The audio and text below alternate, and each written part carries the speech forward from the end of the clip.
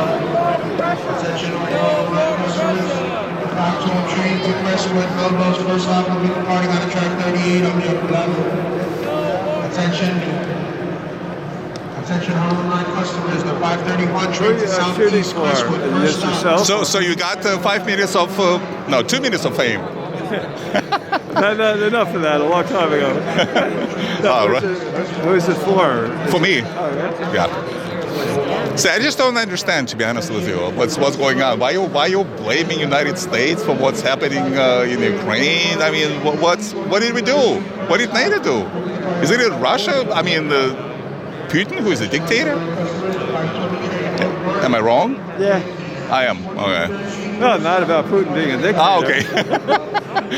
so where did it go wrong? Isn't it dictatorship? It's all about who controls the gas and oil pipeline across the Ukraine that's going into Germany and into Europe, and who's going to control that gas? Nord Stream 2. And the U.S. and NATO was trying to block that because they want to keep Europe in the NATO orbit, and then the people.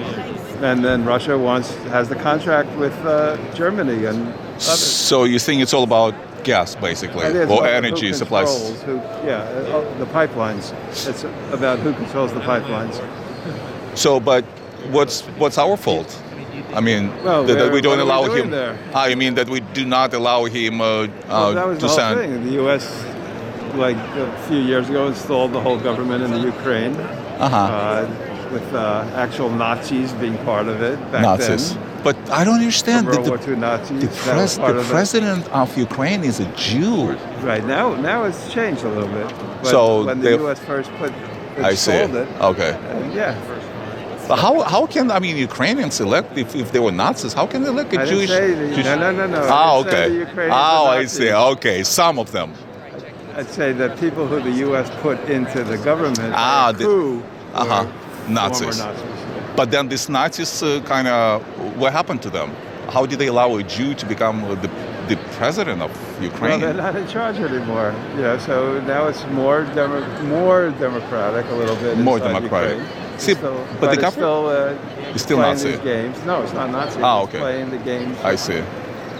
But why are we on the brink of war? I mean, is it because... you come from where? Russia? Or Moscow. Ukraine? Yeah, I lived in Moscow. My mother was born in Ukraine. I finished school in Crimea, by the way. Yeah. My parents lived there for 17 years. You know that Ukrainians always consider themselves not separate from Russian, right?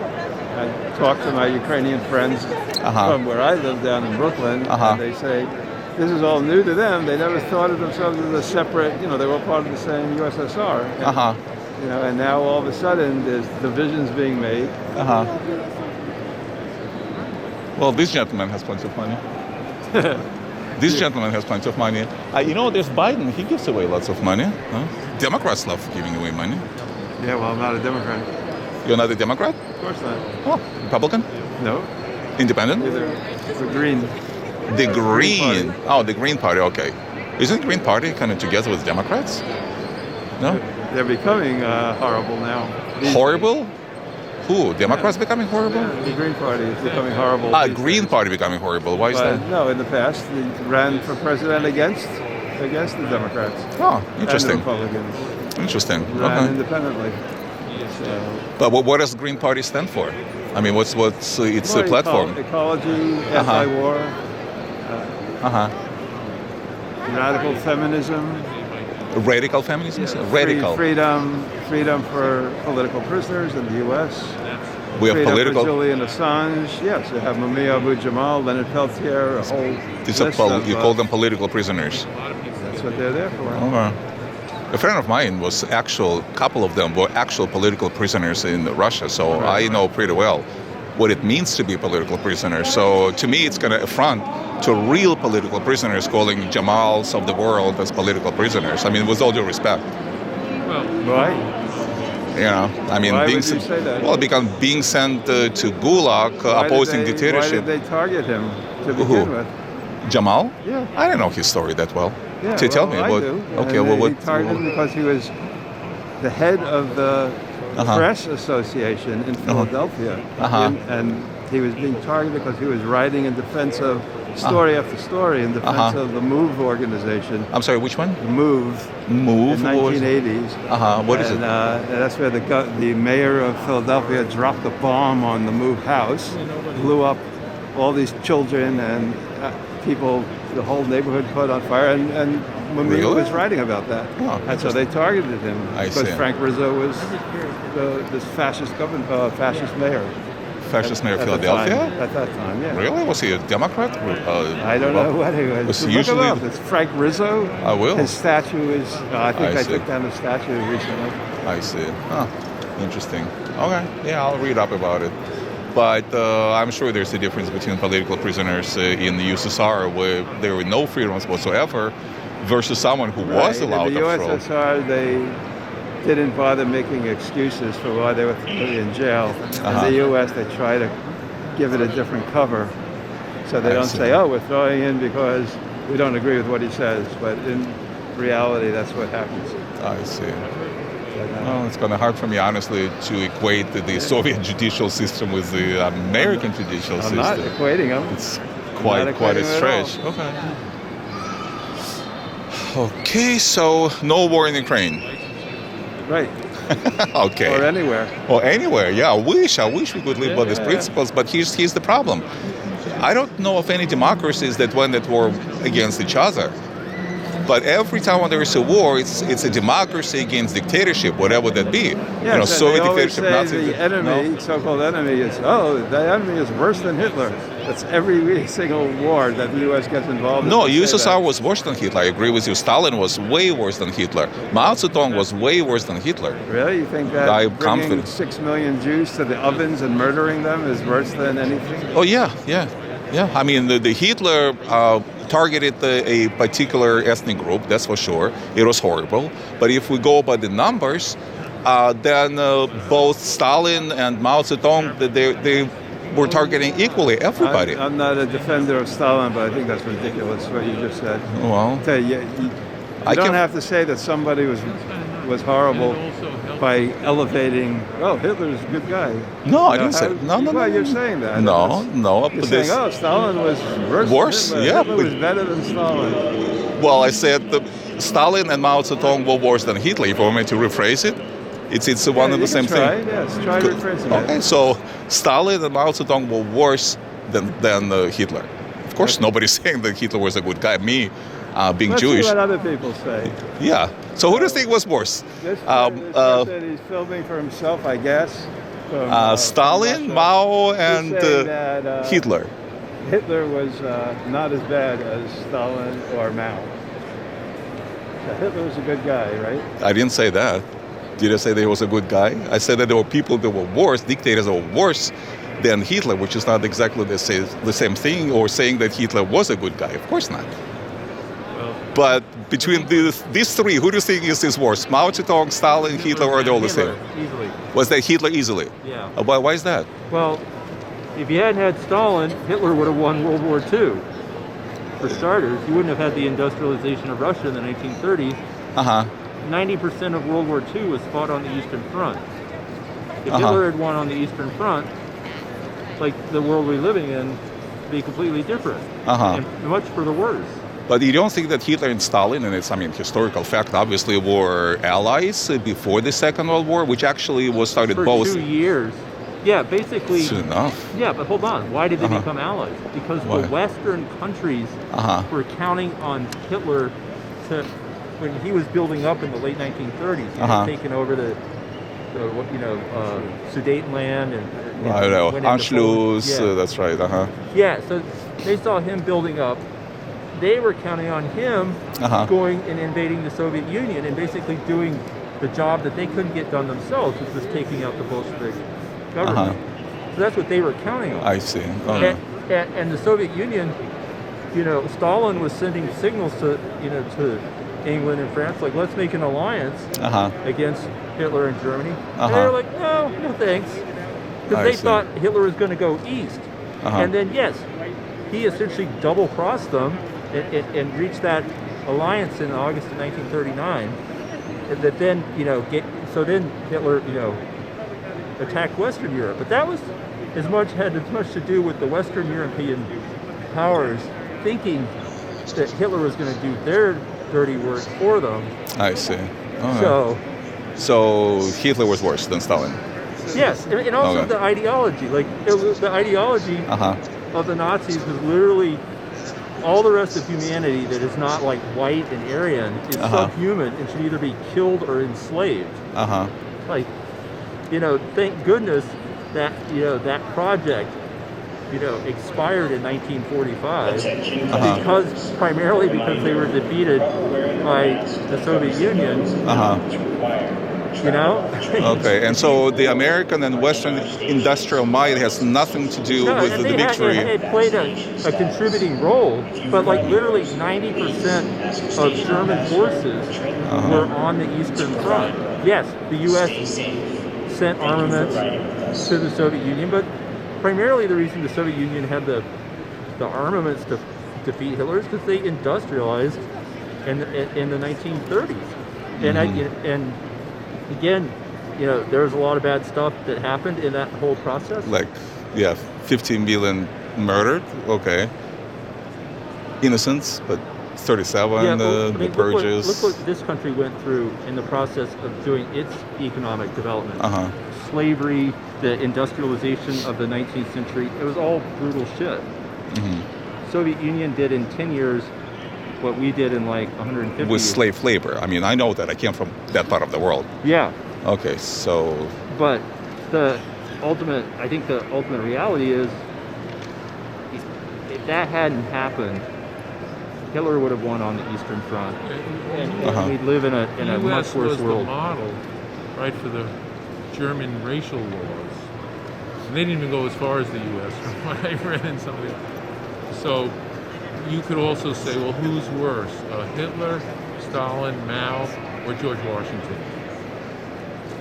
And the answer is? The answer is that there's something wrong with your question, thinking in these terms. It's not which individual is worse. It's what social system, what are they representing? Fine. Nazism, socialism, and the market economy. Right. Or constitutional. So you will pick socialism. Yeah, I certainly over. Would. Okay. That depends how you define it. So, I mean, we're talking about socialism of Russia or USSR, socialism of Marx. I'm talking about socialism of workers' control. But where did it succeed? I mean, that's kind of the biggest question. It's one thing writing some theories, and it's a completely different thing trying to implement those theories in reality. But for every ism, there's that question of the ideal versus the reality. The same with capitalism. Do we have capitalism, or do we have some kind of state-controlled economy here, where the state gets behind major industries like the fossil fuel industry, the pharmaceutical industry, and they become a monopoly?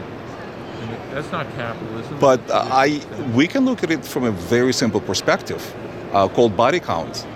So how many people did Mao Zedong kill with whatever system you call they have in China? The U.S. has the highest body count by far. Really? Yeah. All the dictatorships and proxy wars that we've sponsored.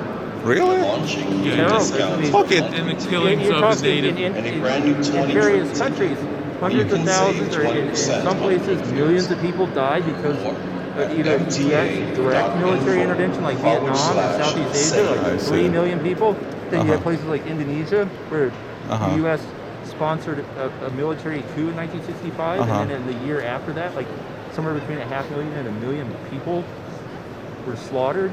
And then you have places like Chile and Argentina and Brazil, and you just go on and on. And that doesn't even take into account the historical, genocide against native peoples here. But there was no United States back then. But just from 1776 onward, there was like millions of native peoples died, not from direct slaughter, from disease.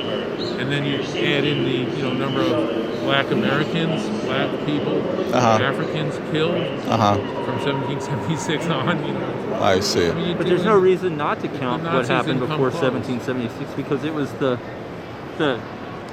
society. I mean, yes, we formally adopted a flag and a Declaration of Independence and all that in 1776, but the society that we are now has its origins and development began in the early 1600s. So you don't find anything in the Soviet Union yourself that you find valuable? valuable? Yeah. Zero. Zero. Absolutely. free healthcare, Absolutely. free There's none. healthcare. There's no. Look, here's the difference between having free healthcare. If I say that I'm having free ice cream right now, but it is technically free, but I don't have it, so it becomes totally irrelevant. So what's the point of saying that it's free when you have no access to it? And again, I'm saying it because I lived over there, so I know how it worked. So if you want to see a doctor, really good doctor, you pay. And at some point I had like some issue with my health. So I had to go to a doctor in his own apartment. It was totally illegal to have your own office out of his own apartment. But that was the only way to get a decent treatment. It was a black market transaction. Of course. Yeah. He would go to jail for that. So This is always the thing where the socialist countries stumble is if you have scarcity of goods or services, then yes, you have a black market that develops. yeah. And that's what you're Yeah. describing. So I mean, So I'm not gonna sit here and say like everything that happens in a socialist country is great, but I think. but there's nothing. I mean, give me one example that came good out of that part of the world. And again, I lived it. I mean, I'm speaking from first-hand experience, So there's a difference between reading Marxist theories or Leninist or studying You're not the only history. one who live there. There are plenty of other people who live there who don't think the same as you. They don't think, Some do and some don't. I'm just sharing my experience if you're interested, It's interesting to me. Your experience is interesting. Okay, well, I was 29 when I left. It's not like I was, little kid, 5-year-old, 7-year-old. I mean, what do I know? Playing with kids in the backyard. I mean, I finished school. I finished college over there. I was getting a job. I was pursued by the KGB. Did you pay to go to college there? I don't know. Well, the only way to escape serving in the military was basically to go to the college. The college, they had the equivalent of the American RO. Yeah. So this way, after finishing college, you go to training, depending on the college. So it was free, your education. But what's the point of I'm just it? asking. Okay, let me. Yes, it was free, but when you finish college, because it was workers' paradise, every person who did menial blue-collar job was absolutely paid at least 50, if not 100% higher than an engineer. There's even a joke. It's like, oh, you're like a simple engineer. We were paid 100 rubles. So yes, it's free, but then all the money that was spent on my education was taken back, or rather underpaid years throughout your life. I mean, what's 100 rubles? That it's unfair for workers who do all the shit work and the cleaning up, working in hospitals. You think it's fair that they get less money than other people? So what should be fair, you think? You think that I'm just people... checking to see what you believe. Well, how about if you spend 6 years making no money whatsoever, going to college, getting avoiding my question. You think that it's fine to draw this class stratification so that because you went to school, you should be getting more money than people who are just doing all the work in the society? I'm not saying that there should be one way or another. It's the market that determines the salary. You are saying that. As simple as that. So since there was no market over there was a command economy, that's how the salaries were being paid. I wanted to become a medical doctor, for instance, to give you an example. And I'm Jewish. They said, no, we don't need Jewish doctors. It was almost impossible to get in a medical school over there. So speaking of free, okay, it's free, but there's no access whatsoever. So it's totally irrelevant. The word free is irrelevant. Even today, a friend of mine, I mean, a girl, I used to date a girl way back. So her father had a problem. He was in the hospital today in Russia. So after surgery, she had to bribe the nurses to take care of him. She had to go and buy clean linens to be changed. She had to go. Now, if you get my mom home health aid. Your attention, But yes, we have to do the same thing. Well, you go to the hospital over here, you don't expect that you will be running around looking for medications. You're not expecting you to be running around looking for spare parts for your heart Right, implant. so are you saying that the Soviet government did that intentionally? It's just the Why command. do you think it existed Because that way? socialism Put it doesn't together, work. Come on, It's you can do very that. simple. That's not the answer. The No, answer it is is. that there are blockades. The answer is that they're not allowed to develop them. You're talking about the largest country in the world with all the resources you can think of. Right. I mean, just go back a little bit right after the revolution. I'm sure you studied this 1917 revolution. You studied the 1917 revolution, Lenin's revolution. So when Lenin realized that something's wrong, and it's just years into the revolution, he implemented the so-called new economic policy. Right. So people were resorting to cannibalism. That's how bad it was. After the implementation of elements of market economy, all of a sudden there's food. It was a land of plenty, seemingly out of nowhere. Just one word: market economy. That's all.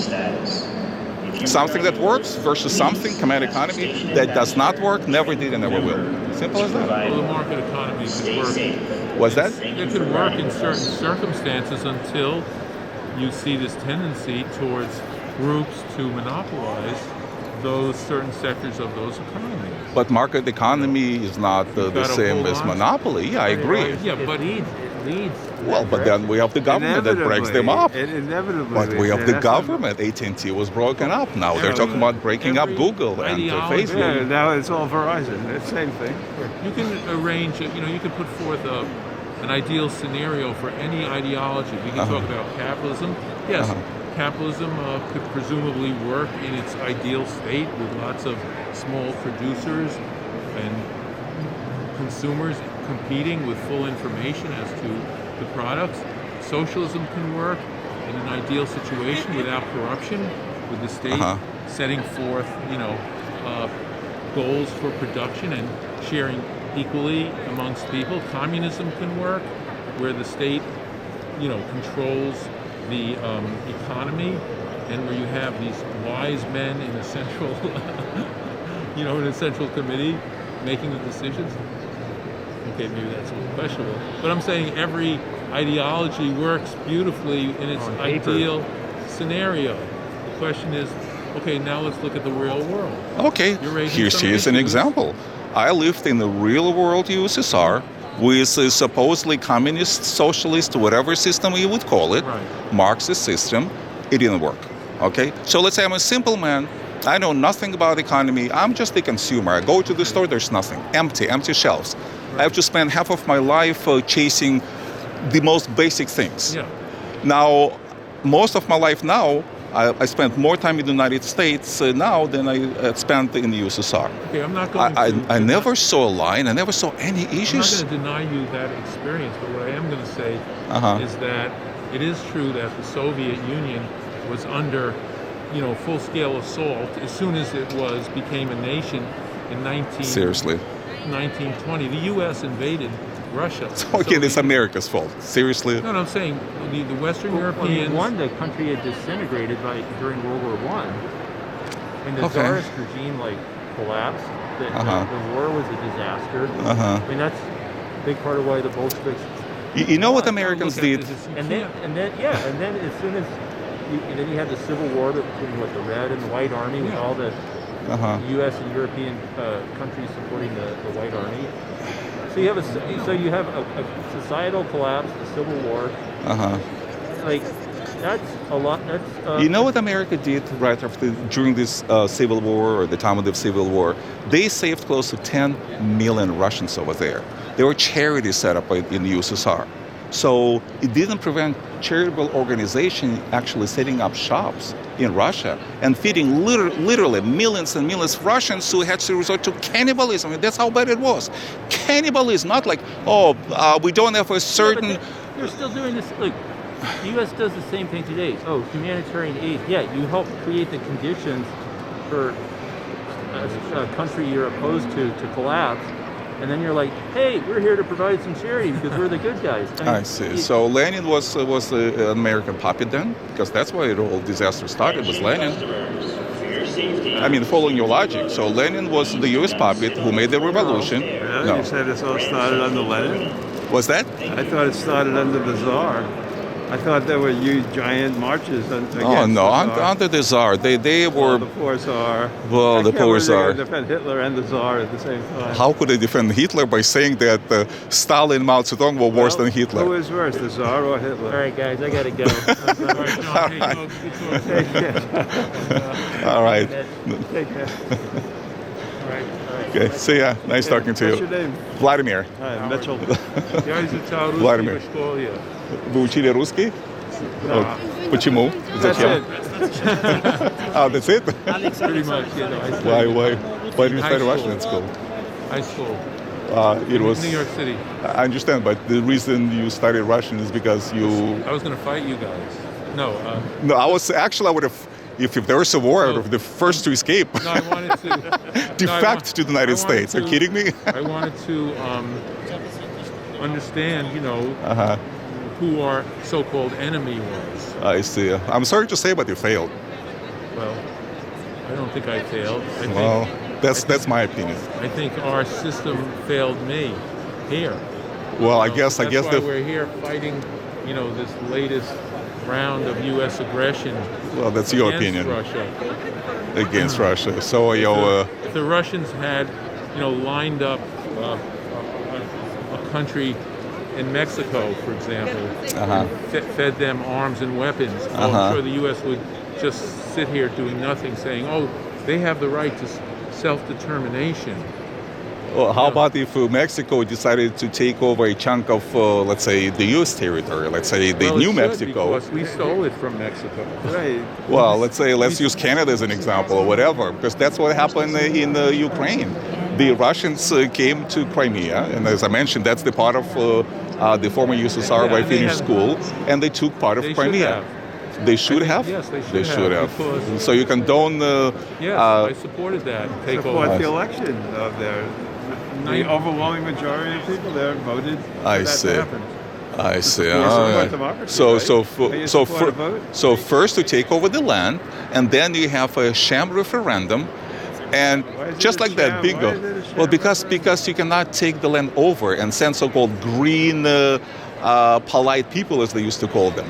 Well, I mean, it doesn't. Democracy doesn't work that way. I No. would agree with you if Uh-huh. NATO and the U.S. had not decided to push up against Russia's borders. But they don't push. I mean, that's the thing about NATO. It's a totally voluntary organization. Ukraine is begging to be accepted. Georgia is begging to be accepted. That may be the case. The but Bulgaria it doesn't and make the Romania Russians- and it doesn't Hungary. make the Why do you Russians think feel they're begging secure. to be accepted? Because of the Russian bear. It's a very simple explanation. Who's the Nah. aggressor? They don't- NATO or Russia? Who are you Historically- going to, try and who's on the upswing? Who are you going to try and be with? You're going to try where are you going to get supplies from? Who are you going to trade with? So they're making a cynical deal, saying that we're being offered more than NATO right now. Until you do it, then you get clobbered. So you don't believe that NATO was created as a defensive organization No, against it the? was an aggressive organization to try to crush, any, I think, organized opposition to capitalist countries. You're talking about the Warsaw Pact countries? No, I'm saying that NATO Uh-huh. was formulated to basically crush the Soviet Union after World War II. But it could have easily done that. It chose not to. Well, I don't think it was in a position to do it Of course it after was. World War II. Of course. I mean, we were allies after all. So who erected the wall in Berlin? We didn't do that. The Russians. So what did we do? I mean, who was trying? I'm not saying I necessarily supported every move the Soviets made, but the Soviets were clearly threatened by U.S. imperialism. And what is a U.S. imperialism? I mean, US imperialism we is- saved their necks in the Second World War. No, If they not saved for, our necks. you think so? Yeah. So How the many Russians, people died, from Russia. But who started the Second World War? I mean, where did Guderian went to? You know that after the First World War, How many Soviet people died in the? It doesn't matter if they're stupid generals, because the good generals were murdered by Stalin in 1936, 97 purges. All because they didn't have generals. Not Well, that Hitler invaded. Not that. No, Hitler did not invade USSR. The war, this is not when the war started. It was on June 22nd, 1941. The Second World War started, as you well know, on September. Well, technically started with the Japanese attacking China, you're right, but we're talking about the European theater of war. So in the European theater of war, the war started on September 1st. By who? By the Germans on September 1st and the Russians on September 17th. So don't tell me that the war was started by the Germans. Hell no. Well, look, if you go back to World War I, okay, and the battle, the imperialist conflict between You Germany, love this word, imperialism, okay. yeah, you had competing imperialist powers, which is what you have kind of now. Okay. And you had this battle between Britain, Germany, Britain, France, U.S. aligned on one side, England, the Austro-Hungarian Empire on the other. Germans are defeated by the Allies, and they're given a peace, enforced peace that's very punishing. It was a mistake, I agree. Then you end up with this, country that's seeking revenge. An impoverished working class, gives rise to Hitler. I mean, and then you have the Soviet Union also in opposition to the Western powers, battling its own, war with them and their attempt to overthrow the Bolshevik revolution. So you set up this scenario where everyone's at everyone's throats for another world war. But the most powerful countries, namely the U.S., Britain, France, are the ones that should have led the way for peace. Instead, they're the ones who formulated the path towards more war. Well, not necessarily. The Versailles Agreement was not the best. The reparations were not the best idea. And I totally disagree, obviously, with the president of the day, Woodrow Wilson. I mean, the first progressive president.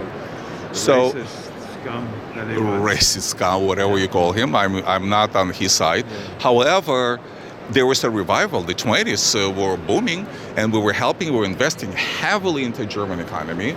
So the Deutschmark was stabilized. Even despite the reparations, we helped the Germans to pay the reparations. Depression, that's what happened. The market. And then the German communists.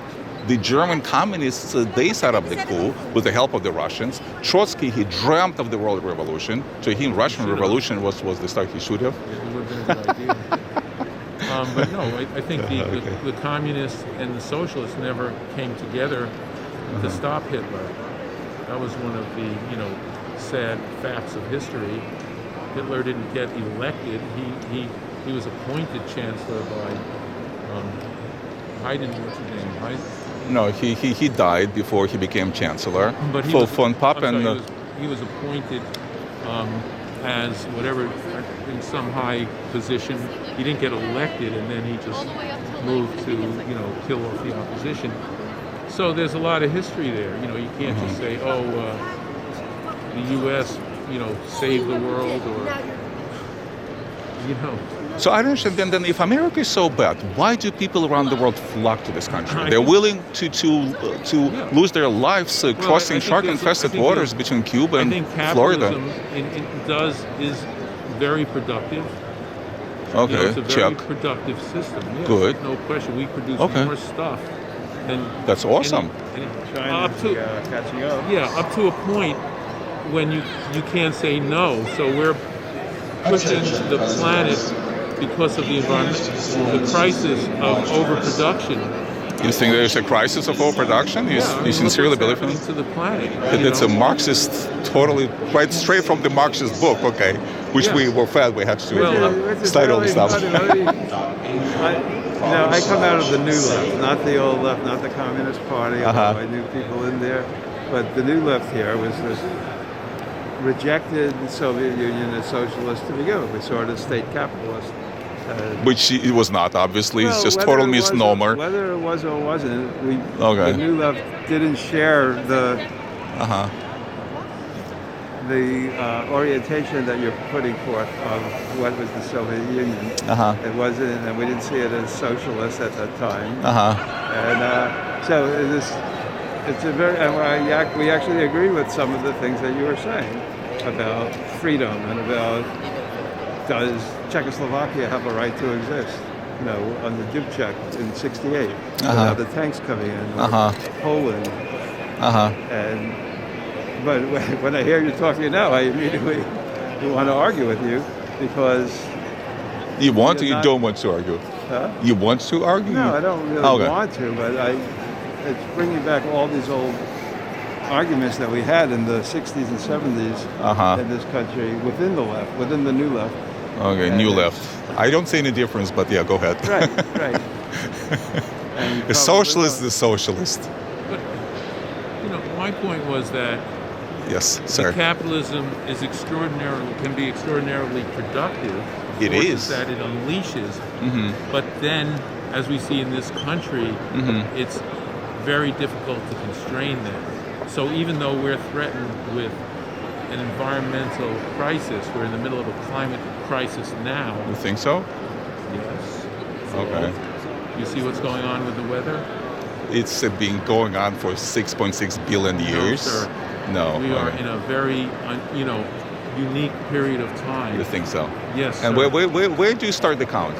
From 10,000 years ago? From 100,000? No, 10 million years ago? I'm just confused. Industrial Revolution. So, but about 1750. yeah, but if you look at the graphs going back millions of years, then you'll see it's a totally normal phenomenon. This no, is not normal. This is human you think so? Induced. Yes. You think so? And I think 99% of scientists agree with me. It means absolutely nothing. It means a lot. It means absolutely. It means zero. You know what?